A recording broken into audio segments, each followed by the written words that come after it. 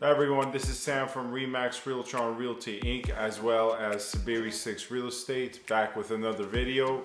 In today's video, I'm going to briefly describe what the difference is between a regular purchase and sale versus a assignment. So maybe some of you know this difference, maybe some of you have heard of an assignment versus a purchase and sale.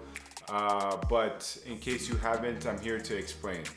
And the reason I'm making this video today is because I've recently done my first assignment, and in a bit you'll understand what I mean. But since I went through this experience for the first time, I thought, you know what, I was learning. While I was learning, I was taking a lot of new information in, and the whole goal of my channel is to explain and be informational to people who are perhaps not as well equipped with real estate knowledge. So I thought, you know what, I just did my first assignment deal. I might as well explain what assignments are. So in this video, I'll be explaining the difference between a regular agreement of purchase and sale versus an assignment of agreement of purchase and sale. Before I get to it, as always, please feel free to subscribe, comment, rate, and review.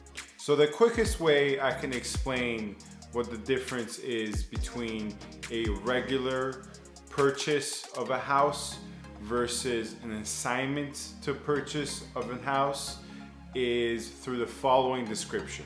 In a regular transaction, the buyer is buying property, whereas in an assignment sale, the buyer is buying the right to buy property.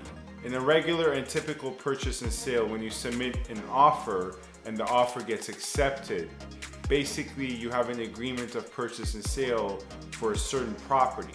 So let's say you submit an offer to purchase a home. In a typical real estate transaction, that's what happens. Either you're submitting an offer to purchase a house, or you're submitting an offer to purchase a condo or a cottage, whatever it may be. When you are submitting an offer, you're attempting to buy a piece of property, meaning the land and the structure on the land. And if the offer gets accepted, you are now bound by contract to purchase this property. So you have signed an agreement of purchase and sale, meaning that we are agreeing as the buyer and seller to buy and or sell this property, and everything is final and finalized on a certain date called the closing date. That's pretty much when the title gets transferred and the keys get exchanged and it officially becomes your house. Assignments are different. With the case of an assignment, when you submit an offer, you're not submitting an offer on the actual property. You're submitting an offer to purchase the contract. So let me explain this through an example.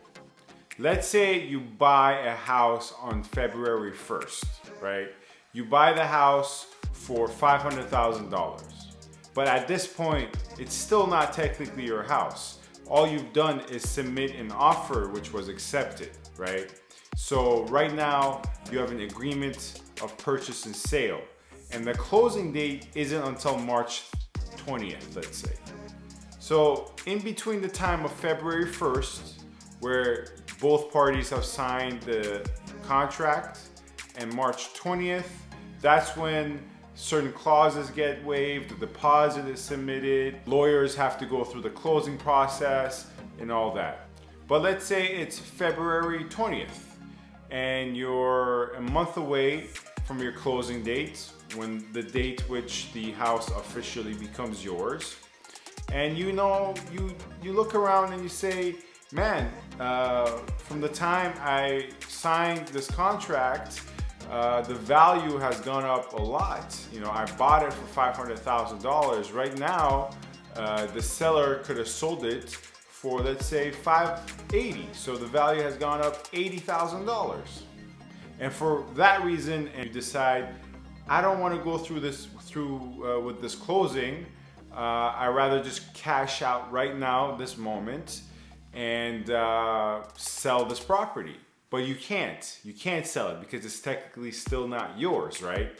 Remember, the property becomes yours on closing, which in this example is March 20th. So since you can't sell what isn't yours yet, but will be yours in the future, what can you do?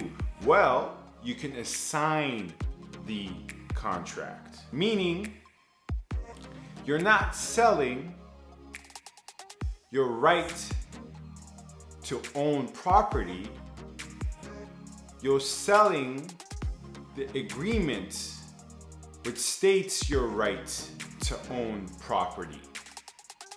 Similarly, the buyer is not purchasing property, the buyer is purchasing the right to purchase property. So in this case, you, the seller, become the assignor, which is equivalent to the seller, but we say assignor because you're the one who is assigning it. And the buyer is called the assignee, which once again is equivalent to buyer, but you are the assignee because you are receiving the assignment. I hope that wasn't too confusing and I did a good job of explaining what an assignment is. If not, please feel free to let me know. And yeah, that's today's video.